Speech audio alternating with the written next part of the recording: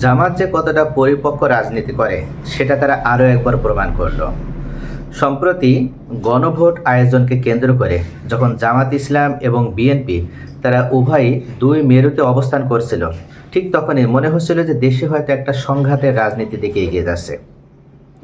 সম্প্রতি আমরা যেমন সুদানের যে গণহত্যাগুলো আমাদের সামনে আসে, এগুলোর পেছন থেকে যদি আমরা একটু ইতিহাস জানার চেষ্টা করি, তাহলে যেমন আমরা জানতে পারি যে রাজনৈতিক দলগুলোর ভিতরে মতাদর্শের কারণে এবং তারা মতৈক্যে পৌঁছাতে না পারার কারণে আজকে সুদানের এই পরিস্থিতি হয়েছে। ঠিক তেমনইভাবে বর্তমান বাংলাদেশেও ফ্যাসিবাদ বিরোধী যে রাজনৈতিক শক্তিগুলো ছিল তাদের ভিতরে ঐক্যমত্য প্রতিষ্ঠিত হয়েছে এবং তারা এই ফ্যাসিবাদের দোষরা বিভিন্ন ষড়যন্ত্র করেও এখনও দেশের ভিতরে এই আপনার দেশপ্রেমিক যে রাজনৈতিক দলগুলো বা ফ্যাসিবাদ বিরোধী যে রাজনৈতিক দলগুলো তাদের ঐক্যের মধ্যে কোনো ফাটল ধরাতে পারেনি। তবুও সম্প্রতি গণভোট আয়োজনকে কেন্দ্র করে বিএনপি এবং জামাতের ভিতরে এমনই একটা আপনার সংঘাতের রাজনীতি মনে হচ্ছিল যে খুব নিকটেই হয়তো তারা সংঘাতের দিকে ধাবিত হচ্ছে। তবে শেষ পর্যন্ত জামাত আপনার বিচক্ষণতার পরিচয় দিয়েছে এবং জামাত প্রজ্ঞার পরিচয় দিয়েছে। এদিক থেকে জামাত অবশ্যই প্রশংসার দাবিদার। শেষমেশ জামাত ইসলাম নমনীয় হয়েছে এবং বিএনপিকে উদ্দেশ্য করে বলেছে যে আমরা সংঘাত নয়, আমরা আলোচনা চাই। অর্থাৎ আলোচনার মাধ্যমে যে কোনো কঠিন পরিস্থিতি আমরা সহজেই সেটা আরও স্মুথ এবং সহজ করে নিতে পারি। তাই শান্তিপূর্ণ আলোচনার পথ সবসময় খোলা রয়েছে।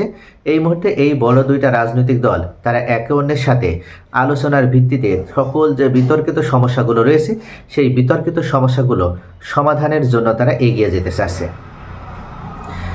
জামাত 1971 সালের পর থেকে আমরা যদি দেখি, অর্থাৎ 1971 সালের পূর্ব পর্যন্ত একভাবে জামাত রাজনীতি করেছে এবং 71 সাল পরবর্তী সময়ে জামাত আরেকভাবে রাজনীতি করেছে।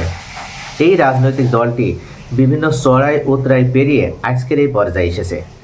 তারা কখনো এখন পর্যন্ত প্রতিষ্ঠিত হওয়ার পর থেকে বা জন্মলগ্ন থেকে তাদের বিভিন্নভাবে হ্যারাস করা হয়েছে, তাদেরকে নিষিদ্ধ করা হয়েছে, এমনকি তাদের নেতাকর্মীদেরকে মিথ্যা মামলায় ফাঁসানো হয়েছে, তাদের নেতাদেরকে ফাঁসির কাস্টে ঝোলানো হয়েছে। এরপরও জামাত কোনো ধরনের কোনো উস্কানিতে পা দেয়নি এবং তারা কোনো সময় দেশের স্বার্থবিরোধী বা অন্য কোনো রাজনৈতিক দলের স্বার্থবিরোধী কোনো কার্যকলাপে নিজেদেরকে জড়ায়নি। এমনকি কোনো উস্কানিতেও তারা কখনো পা দেয়নি। সেটা আওয়ামী লীগ হোক, বিএনপি হোক বা এনসিপি হোক না কেন, যে কোনো রাজনৈতিক দল আমরা যদি দেখি তাহলে জামাতকে উদ্দেশ্য করে তারা বিভিন্ন সময়ে বুলিং করার চেষ্টা করে। এমনকি তারা মিডিয়াকে কেন্দ্র করে জামাত বিরোধী প্রচারণাও অব্যাহতভাবে করতে থাকে। তারপরে জামাত কখনো এই রাজনৈতিক দলগুলোর বিরুদ্ধে কোনো ধরনের কোনো উস্কানিতে পা না দিয়ে তারা ঠিক একটা ধৈর্যের পরিচয় দিয়েছে এবং তারা এমন একটা ন্যারেটিভ নিজেদের ভিতরে তৈরি করতে পেরেছে যে কখনো কোনো রাজনৈতিক দলের সাথে কোনো বিনা কারণে কোনো সংঘাতে যাওয়া যাবে না। অর্থাৎ যতটা সম্ভব ডিফেন্স মোডে থেকে রাজনীতি করতে হবে, জনগণের মন জয় করতে হবে। আর জামাত মনে হচ্ছে বর্তমানে সেই কাজের দিকে তারা মনোযোগ দিয়েছে এবং জনগণের মন জয় করার মাধ্যমে সামনের নির্বাচনেও তারা ক্ষমতায় আসতে চলেছে।